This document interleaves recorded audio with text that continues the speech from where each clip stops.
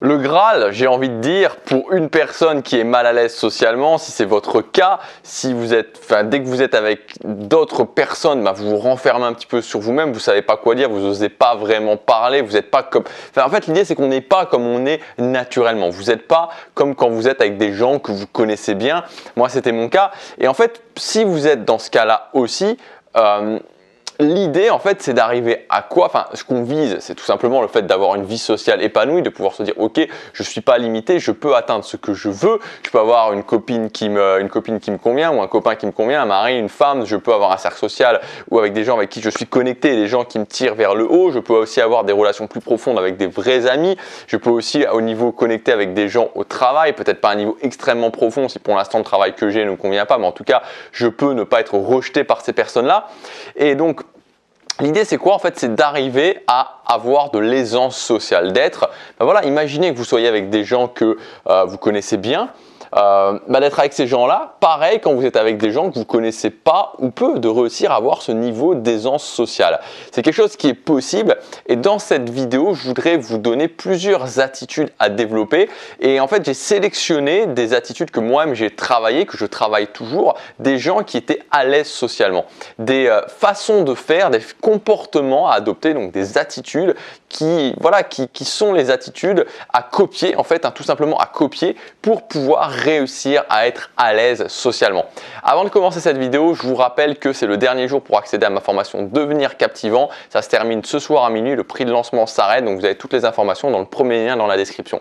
Et avant de passer à ces attitudes, ce que je voudrais aussi vous dire, et c'est très important pour moi, alors je ne sais pas si on va bien me voir dans cette vidéo parce que aujourd'hui dans cet appartement, il y a un soleil hallucinant. Franchement, c'est un appartement, j'aime beaucoup cet appartement parce qu'il y a des vitres partout. Juste derrière, là, je suis à Gangnam. C'est assez sympa parce que voilà, on a la vue vraiment sur Gangnam. Il y a une belle vue. Le souci, c'est que, et ça, voilà, j'y pense pas toujours avant de faire des vidéos. Je devrais y penser. C'est que, quand il y a du soleil tout le temps, en fait, quasiment tout le temps, et puisque l'appartement est super bien exposé en plus, et c'est très agréable. Mais pour les vidéos, c'est plus compliqué. Donc voilà, je sais pas si mon idée en faisant cette vidéo, c'est que vous voyez un petit peu ce qui se passe derrière moi, mais c'est tellement surexposé en fait, et moi je suis sous-exposé que je sais pas si ça va donner quelque chose de bien. En tout cas, voilà, j'aurais essayé et c'est toujours l'intention qui compte, pas le résultat. Et ce que je voulais aussi vous dire, c'est surtout que si aujourd'hui vous êtes dans ce côté où vous n'êtes pas à l'aise socialement, surtout ne lâchez pas. Franchement, ne lâchez pas. Je vous dis, pour moi, ça a été un long chemin, un très long chemin. Je suis parti de très bas. J'étais très introverti, j'étais très mal. Franchement, j'étais très mal, je savais jamais quoi dire. Voilà, ça a pris du temps. Aujourd'hui, ça me fait du bien de vous parler de ça en fait, parce que j'ai l'impression, je me dis, ok, quand je fais des formations, quand il y a des gens qui suivent les formations, qui me renvoient des retours en me disant ça m'a permis d'améliorer ça, ça et ça, j'ai l'impression de me dire, ok, je me vois un petit peu comme avant et ok, je tends la main à ces personnes-là et je leur fais gagner du temps, surtout au lieu de passer 5, 6, 7 ans à galérer, ils vont peut-être réussir à avoir des résultats au bout de 3, 6 mois et au bout d'1 an, 2 ans, être vraiment à l'aise socialement. Donc, mais vraiment, ne lâchez pas, ne lâchez pas. C'est pas une question de personne et je le répéterai jamais assez, c'est une question d'action, c'est une question de méthode. Donc, on va voir ces attitudes. Première attitude, c'est avoir de l'énergie. Les gens qui sont à l'aise socialement, vous pouvez voir qui se sentent bien dans les environnements sociaux, toujours des gens qui ont cette énergie. Et l'énergie, vous n'avez pas besoin d'être forcément dans des activités sociales pour commencer à la développer. C'est la façon dont vous vous engagez dans votre journée aussi, la façon dont vous vous levez le matin, la façon dont vous faites ce que vous avez à faire, la façon dont vous travaillez, la façon dont vous allez au sport, la façon dont vous répondez aux événements qui sont difficiles et aussi la façon dont vous parlez aux gens. Donc il faut avoir cette énergie, cette capacité. Et je sais que c'est pas facile quand on est introverti, si vous êtes introverti comme moi, parce qu'on a plus cette tendance à vouloir se poser un petit peu tranquillement, réfléchir, être au calme. Et il y a des moments pour faire ça. Je veux dire, il y a plein de moments où je suis calme, où je suis tranquille, je suis en train de réfléchir à mes vidéos, à des idées, à des concepts, etc. Ou à d'autres choses, tout simplement, à des choses de ma vie aussi. Mais j'ai aussi développé cette capacité à un moment donné de me dire, ok, j'arrive à être énergique. Maintenant, ok, je décide et pendant les 2-3 prochaines heures, j'ai de l'énergie, j'ai de l'intensité. Vous devez développer cette capacité. Le deuxième point, c'est de comprendre que, et ça c'est une capacité qu'ont énormément les gens, une attitude que développent énormément les gens qui sont à l'aise socialement, il n'y a rien qui a vraiment d'importance et surtout ils ne prennent pas les choses personnellement. C'est-à-dire que moi j'ai beaucoup expérimenté ça aussi au niveau de la séduction. Avant, quand j'essayais d'aller parler à une fille, elle me rejetait, je me disais, mince, mais qu'est-ce que j'ai fait, mais pourquoi j'ai fait ça, j'aurais dû faire ça, mais qu'est-ce que j'ai pas, est-ce que je suis bien habillé, est-ce que je suis bien coiffé, est-ce que je suis assez musclé, est-ce que voilà, bon bref, je me posais plein de questions sur moi, je me disais, mais qu'est-ce qui se passe? Alors que j'observais des gens qui étaient à l'aise et qui avaient du succès avec les filles. Et voilà, une fille leur disait non, ils disaient bon ok. Et souvent, ce qu'ils se disaient, c'est que qu'est-ce qu'elle a, c'est bizarre. C'est-à-dire qu'ils ne le prenaient même pas par rapport à eux, parce que pour eux, c'était tellement impossible que ce soit par rapport à eux.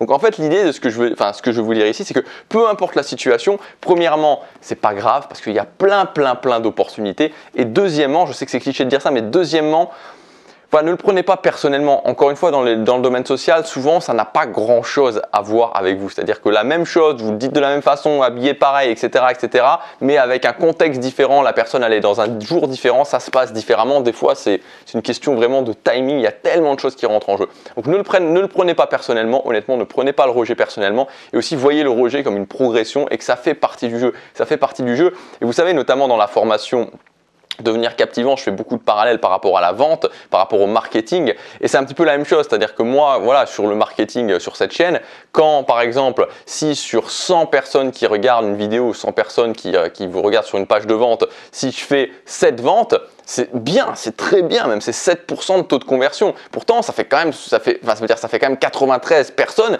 qui n'ont pas acheté, 93 personnes qui se sont dit j'en veux pas. Et donc, vous voyez ce que je veux dire? C'est la même chose dans les relations sociales, c'est-à-dire que si on peut parler clairement de taux de conversion, et que ce soit au niveau de la séduction ou même en général, si sur 100 personnes, il y en a 7 qui vous trouvent vraiment cool et avec qui vous pouvez créer du lien, c'est juste génial, c'est juste énorme. Il faut quand même garder en tête que ça fait 93 qui ne vont pas connecter avec vous, mais c'est pas grave parce qu'on parle vraiment, il faut se concentrer sur peu de gens, mais avec des gens avec qui on va avoir un fort impact. Troisième point qui est un petit peu lié, il y a une abondance. C'est-à-dire qu'à partir du moment où on arrête de se dire si cette personne-là me rejette, c'est la fin, si avec ce boulot-là, ça se passe pas, c'est la fin. Si je quitte mon cercle social, c'est la fin. Vous savez, quand on est dans cette mentalité, on a l'impression que par rapport à une personne ou un groupe de personnes, si ça se passe pas bien, ça va être terrible et voilà, et la vie va s'arrêter. Il faut sortir de ça véritablement et il faut se dire, ok, il y a une abondance, il y a plein de gens avec qui ça peut fonctionner. Donc le jour où vous allez commencer à raisonner dans les grands nombres en termes de relations sociales, vous allez vous dire, ok, je développe mes capacités pour être capable de parler à de nouvelles personnes, pour être capable de créer du lien avec des personnes différentes, alors tout d'un coup on se sent soulagé. Le quatrième point, la capacité à s'imposer. Il faut être clair que parler à des gens, aller créer du contact avec des gens, c'est aussi interrompre les gens. On va quelque part interrompre les gens. Et moi, j'avais beaucoup de mal par rapport à ça parce que je me disais, est-ce que je vais pas déranger? Je veux pas déranger, surtout, je veux pas, voilà. Et non, il faut être dans cette capacité à s'imposer. Être dans cette capacité à se dire, ok, je viens et quelque part, je m'impose. Ok, je sais que je t'interromps dans ce que tu fais, mais je m'impose. Et si vous vous imposez jamais, c'est-à-dire que si vous êtes toujours dans cette optique, je veux pas déranger, dans cette optique, ok, je m'impose pas, ok, je vais pas déranger cette personne-là parce qu'elle a l'air d'être en train de travailler. Voilà, moi un truc par exemple qui m'a vraiment un peu guéri à ce niveau-là et qui m'a aussi beaucoup coûté au départ, c'était quand j'abordais des filles dans la rue et qu'elles avaient des écouteurs. C'est-à-dire que pour moi, c'était un truc où je me disais, la fille elle est en train de marcher dans la rue, elle a des écouteurs. Voilà, si je vais aller la voir, elle va me dire tu vois pas que j'ai des écouteurs, voilà, ou elle va me dire non, j'ai des écouteurs, et j'y allais, et dans 99,9, pour pas dire 100% des cas, la personne enlevait ses écouteurs et commençait à écouter ce que j'avais à dire. Il y avait cette notion de s'imposer, et ça n'avait rien à voir avec le fait que ça se passe bien ou que ça se passe mal. Encore une fois, quand vous allez voir les gens, vous allez les voir poliment, avec le sourire, vous êtes quelqu'un voilà, que vous faites de façon respectueuse, il n'y a pas de problème à interrompre les gens. Cinquième point, cinquième attitude, c'est cette capacité, on en a parlé dans la vidéo d'hier, donc je ne vais pas forcément y revenir énormément dans cette vidéo, cette capacité à improviser. Vous devez augmenter votre capacité à improviser. Ok, il y a quelqu'un qui vous donne une information parce que c'est ça les conversations. J'ai une information, comment je fais pour surfer sur cette information? Voilà, comment je fais pour improviser sur cette information, pour faire quelque chose de cette information. C'est toujours le même principe. J'ai une information, comment je la relie à une histoire, une anecdote, à quelque chose qui m'est arrivé, à quelque chose d'intéressant, comment je commence à parler dessus. Et des fois, c'est pas intéressant aussi, il faut un peu tomber, enfin je veux dire, quand vous allez improviser, il faut aussi voir que à un moment donné, vous n'allez pas tout le temps dire des choses intéressantes, ça va pas tout le temps être génial, ça va pas tout le temps retenir l'attention de l'autre personne. C'est comme les vidéos, par exemple, je fais des vidéos, sont pas toutes géniales, c'est pas tout le temps intéressant, c'est pas tout le temps exceptionnel. Et voilà, il faut le faire quand même, je le fais quand même. Dans les conversations, c'est la même chose, c'est pas tout le temps génial, mais à un moment donné, vous allez dire la chose qui va à retenir l'attention de l'autre personne et vous allez pouvoir connecter par rapport à ça et ça va faire monter la conversation beaucoup plus que si vous dites rien tout simplement ou là va pas y avoir de conversation tout simplement. Sixième point, sixième attitude, ne pas se qualifier, ne pas se disqualifier. Donc on en avait déjà parlé avec quelque chose comme un mois dans une autre vidéo. La qualification, c'est le fait de vouloir prouver à quelqu'un ma valeur, mais d'une façon très gauche, j'ai envie de dire, d'une façon très maladroite. C'est de dire, oui, moi je suis capable de cuisiner, moi je suis capable de très bien jouer de la guitare, moi je suis capable de, et vous ajoutez ce que vous voulez. Ça c'est de la qualification. Ou alors, mes enfants ils sont géniaux, mes enfants c'est les meilleurs, ou mes parents c'est les meilleurs, ou machin, mes amis c'est les meilleurs, etc., etc. Dès que vous êtes en train d'essayer par la parole de vous qualifier, d'essayer de prouver votre valeur, en fait ce que vous faites c'est exactement l'effet inverse, c'est que c'est une des pires choses à faire, la qualification. Vous détruisez complètement votre valeur perçue. Donc ne vous qualifiez jamais, n'essayez jamais de prouver aux autres les choses en disant que voilà, que vous êtes le meilleur pour ci, que vous êtes le meilleur pour ça, que vous avez des capacités pour ci, que vous avez des capacités pour ça. Et même chose inversée, la disqualification. La disqualification, c'est exactement l'inverse en général et c'est plutôt ce qu'on va essayer de faire. On va un peu faire les deux quand on est mal à l'aise socialement, mais on va aussi beaucoup se disqualifier. Se disqualifier, c'est dire avant de commencer quelque chose, ah, vous savez, je suis pas très bon là-dedans. Avant de raconter une histoire, vous savez, mon histoire elle est pas très intéressante. Avant de commencer à parler, vous savez, j'ai pas beaucoup travaillé, donc ne me jugez pas. Voilà, ce que je vais dire, c'est de la merde. Ou comme si je commençais à faire une vidéo, avant le début de la vidéo, je vous disais. Bon, aujourd'hui ça va pas, aujourd'hui je suis pas dans une bonne vibe, donc voilà, n'attendez pas grand chose de la vidéo et il y a beaucoup de chances que les conseils que je vous donne soient complètement pourris. Ça c'est se disqualifier et ça ne va pas aider, c'est-à-dire que c'est pas parce que vous dites ça que les gens vont être plus indulgents, que vous allez quelque part empêcher que les gens vous jugent, ça ne va jamais se passer. Soyez très attentifs à ça et moi j'y suis très attentif parce que j'ai cette tendance à, j'ai pas de tendance à me qualifier parce que dans mon éducation on m'a toujours, mon père c'était pas quelqu'un qui détestait ça justement et c'est l'une des choses qui m'a appris de ne jamais se qualifier, enfin il ne l'exprimait pas comme ça, mais je me suis jamais qualifié à cause de ça. Par contre, j'avais beaucoup plus tendance à me disqualifier. J'y pensais encore ce matin. J'avais un exemple ce matin en tête. J'étais à la salle de sport, là, je me disais, ouais, ce truc-là, je le fais, il faut que j'arrête de le faire. Et c'était de la disqualification, je sais pas, je l'ai perdu. Mais ça m'arrive encore de me disqualifier, il faut vraiment s'observer parce que c'est très très facile de se disqualifier. C'est très très facile de se dire, ok, voilà, c'est pas terrible ce que je vais faire, mais voilà, je suis pas très bon là-dedans, mais voilà, donc ne dites rien, faites-le et c'est tout. Septième point, maîtriser des leviers psychologiques. Alors ça veut dire quoi, maîtriser des leviers psychologiques? C'est un mot qui a l'air un peu, voilà, comme ça, tout de suite un petit peu compliqué. Ça veut simplement dire qu'en tant qu'humain, on réagit à certaines choses, on réagit à certains stimuli, notre cerveau réagit à certains stimuli et on peut s'en servir. Par exemple, moi, quelque chose que je faisais tout le temps, enfin pas tout le temps, mais dans énormément de cas quand j'abordais des gens que je connaissais pas et dans des situations qui s'y prêtaient pas à l'anniversaire d'un ami par exemple, parce que là ça s'y prêtait, mais plutôt dans la rue, dans les transports, dans les cafés, etc. où ça s'y prête pas forcément et les gens justement ont pas forcément envie d'être interrompus, c'est que je commençais toujours en disant, alors le premier mot, c'était toujours, je disais excuse-moi ou salut parce que le premier mot la personne ne l'entend pas et ensuite je commençais tout le temps avec est-ce que je peux te dire quelque chose très rapidement. Et le fait de dire à quelqu'un est-ce que je peux te dire quelque chose très rapidement, ça veut dire que déjà vous n'allez pas, vous essayez pas de prendre quelque chose de la personne, mais surtout le plus important c'est que vous faites jouer deux choses. Premièrement, vous faites jouer un petit peu, vous faites jouer même beaucoup le côté politesse sociale, c'est-à-dire le côté que quand quelqu'un arrive poliment, souriant et vous demande simplement de vous dire quelque chose très rapidement, c'est compliqué de dire non. C'est très compliqué de dire non parce que pourquoi on dit non? On va dire non quand on nous demande quelque chose, mais là on nous demande rien. Donc dans la plupart des cas, enfin moi pour l'avoir testé plus de 1000 fois, littéralement plus de 1000 fois, c'est quelque chose qui est qui fonctionne, qui est très puissant et enfin où les gens vont vous dire oui, hein, c'est-à-dire dans 99,9% des cas les gens vont dire oui, ça va arriver de temps en temps qu'ils disent oui mais vraiment je suis pressé alors très rapidement. Et puis il y a ce côté très rapidement, ce qu'on appelle un FTC, donc en anglais false time constraint, une fausse contrainte de temps, une fausse limite de temps. Vous allez dire quelque chose mais vous le faites très rapidement. Ça veut dire qu'au niveau du cerveau, le FTC, donc la fausse limite de temps, ça débloque un truc. Ça fait c'est très rapide, ok, c'est très rapide.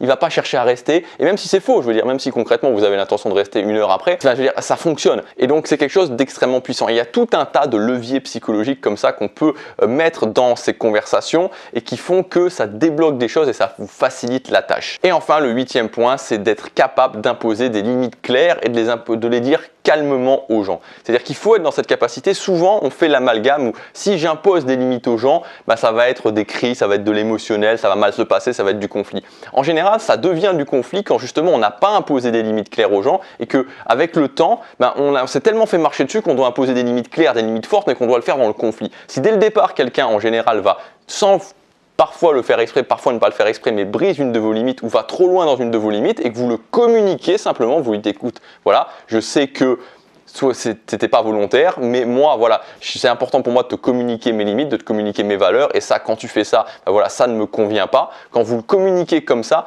va bien se passer. Et en plus, c'est quelque chose qui va imposer le respect aux autres, véritablement. Donc, il faut vraiment dissocier dès le départ, je communique mes valeurs, je communique mes limites, j'impose des limites fortes aux gens, mais je le fais sans émotionnel, je le fais sans conflit, parce que dans la plupart des cas, si vous le faites dès le départ, il n'y aura pas besoin d'avoir du conflit.